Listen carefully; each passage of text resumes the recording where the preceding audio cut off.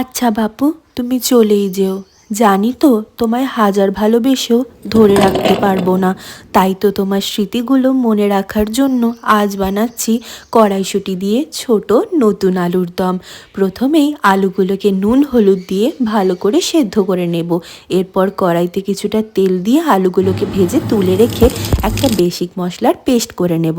তারপরে কড়াইতে তেল দিয়ে দেব জিরে আর তেজপাতা ফোড়ন। এরপর মশলাটাকে দিয়ে দেব কিছু গুঁড়ো মশলা, সেগুলোকেও ভালো করে কষিয়ে দিয়ে দেব কড়াইশুঁটি। এরপর তেল ছাড়া অবধি অপেক্ষা করব।